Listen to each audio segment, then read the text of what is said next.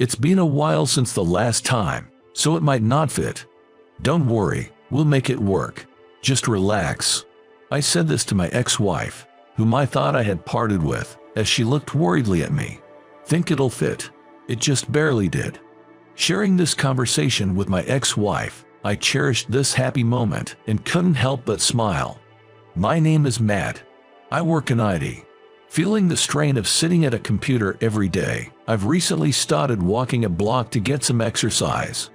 Today, I left work early, and the sky is bathed in the colors of the setting sun. Walking down a quiet main street, I caught a glimpse of my reflection in a shop window. I made a wry smile at my slightly wrinkled suit and checked my hair. There was an empty earrings hole. Maybe it's starting to close up. I really should wear something in it. I smirked. It's not prohibited at work, and I thought maybe I should wear something subtle. Realizing I had finally come to terms with the thought, I laughed at myself.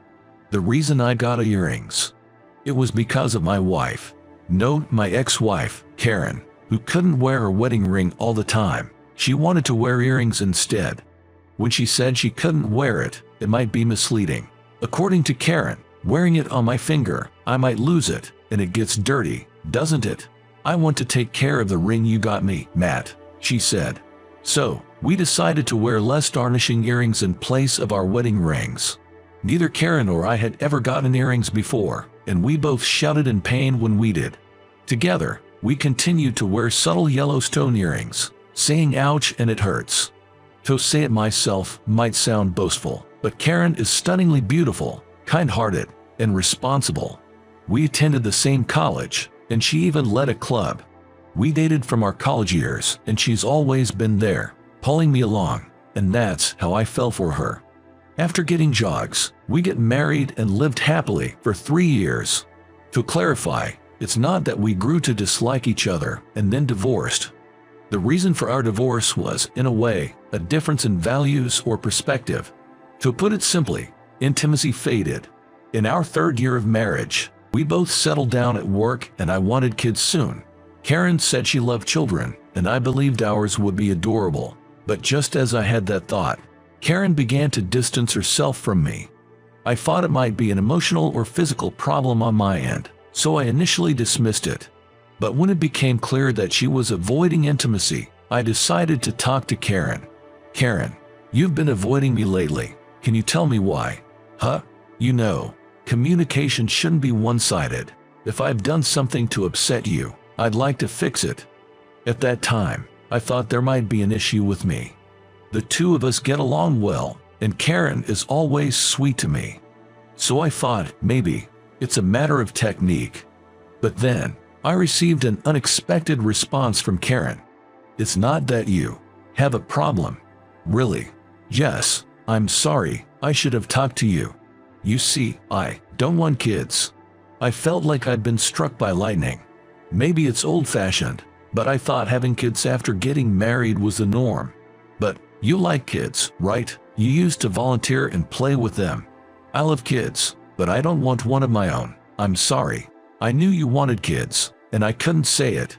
I thought maybe after we got married, I'd want them, but I just can't.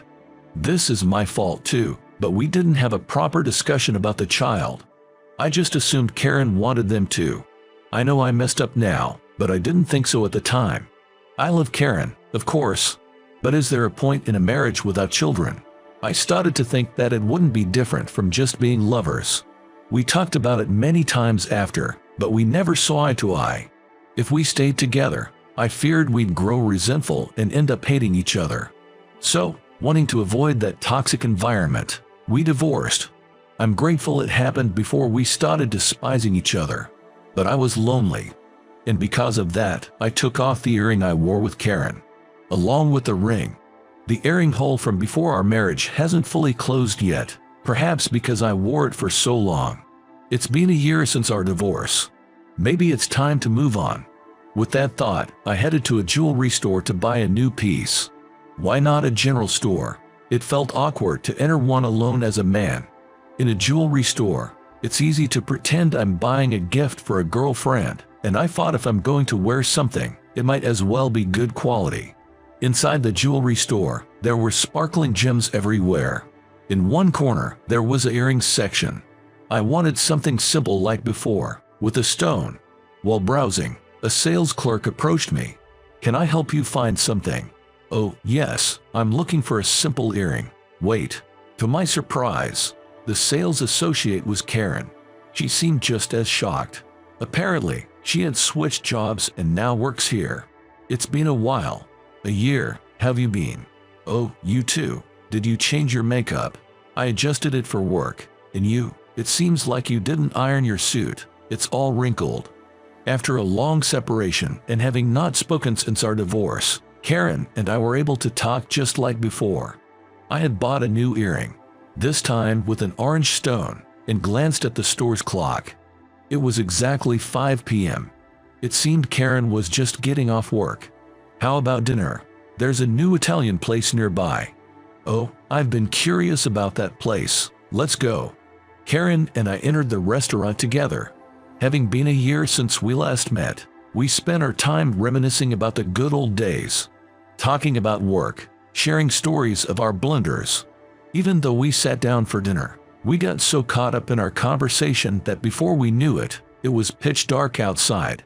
I really should head home, but to be honest, I feel like there's so much more to talk about. It seemed Karen felt the same as she invited. "Why don't you come over to my place? It's close by." I didn't have a reason to refuse, and it didn't seem like Karen had a new boyfriend. With both of us having the day off tomorrow, I ended up staying at Karen's. Things might have progressed quickly, but considering we spent 3 years of married life together, it just felt natural. We talked until the next day. "So, one of my juniors mistook gravy for coffee. It was hilarious." I burst out laughing. "Haha, why do you even have gravy at work?" It felt good. It was as if we were back in our college days, and it put my heart at ease. This past year, the loneliness I had felt was gone. I realized I still loved Karen. And now, I see how selfish my thinking was back then. "Karen." "Yo, what's up? I know it's late, but I want to apologize to you. If I miss this chance, I might never be able to convey my feelings."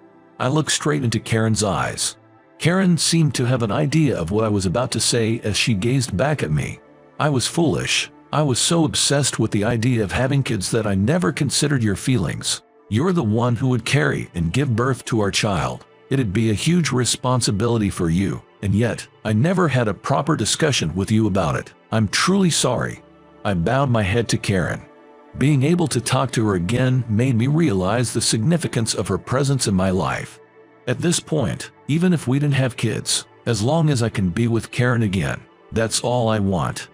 I also wanted to talk about that, and Matt, I owe you an apology too. I was scared to tell you the real reason I didn't want children. Karen began to speak softly. "You know I have a younger sister, right?" "Yeah, there's quite an age gap between you two, right?" 6 years. When I was 6, I heard her. The story from when Karen was 6 years old continued. Karen deeply adored her newborn baby sister. One day, when their mom stepped out briefly, the baby began to cry. Back then, I thought she was missing mom and felt lonely. So even though I was told not to, I wanted to comfort her and picked her up. However, a 6-year-old girl can't suddenly carry a 2 or 3-month-old baby. Trying to console her crying sister, Karen tried to imitate how adults hold babies, but during that attempt, she accidentally injured her sister. I lost balance because I was being careful with her wobbly head. She hit her arm against the wall. Thankfully, it wasn't a serious injury, but one wrong move and she might have broken a bone or gotten more hurt. I shouldn't have tried to carry a baby with such a delicate neck, especially at my young age. Seeing her cry continuously because of the pain scared me. I realized how fragile babies truly are. After that incident, Karen developed a trauma towards holding infants. I love kids, but I can't help but fear that I might hurt them again. It was terrifying. As Karen lowered her head and whispered these words, she looked up at me. But something changed in me. In the past year since her divorce, it turns out that Karen's sister, April, had given birth. It was around 6 months ago, and Karen met her nephew. April asked me to hold him. I resisted with all my might. But April said, "You're still haunted by the past, aren't you?" I know you love kids. It's okay. As long as you love the child, you won't hurt him, because you're a kind soul. Taking advice from a nurse on how to hold the baby, Karen held her nephew and was captivated by his angelic smile. He was so adorable and delicate. Holding him, I felt how precious a baby truly is, and it reminded me of you, Matt. I did want to have a baby with you. After the divorce, I regretted it.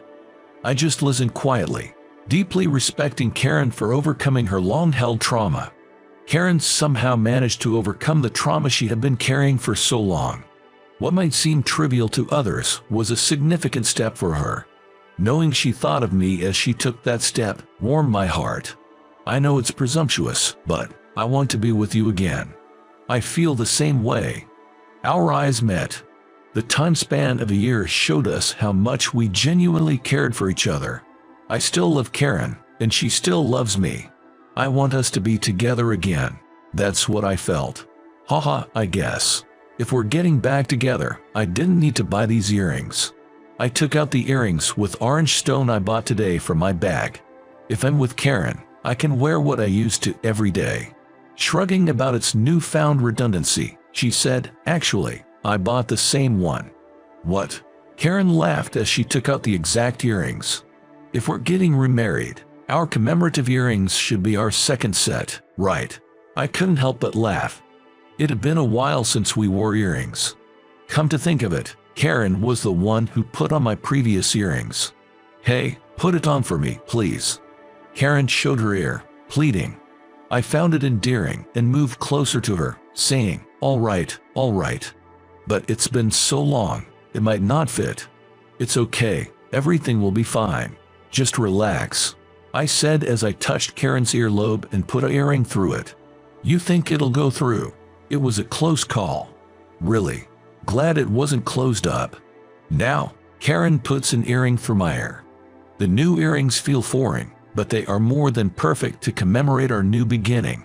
Years later, in my arms, there was a tiny life. Thank you, really, thank you, Karen. Oh stop, you are crying too much. After remarrying, we had decided, after discussions, to have a child.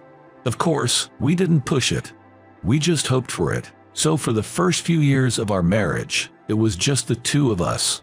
Then, this year, Karen's pregnancy was discovered.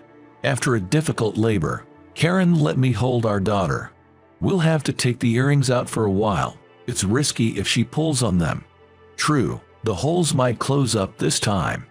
Karen, laughing joyfully, gazed at me and our daughter. Seeing her so happy and our daughter's innocent smile, surrounded by the two of them, I feel truly blessed. If they close up, let's get earrings, matching ones with our daughter. Haha, sounds good, but what if she throws them away during her rebellious phase? I turn pale.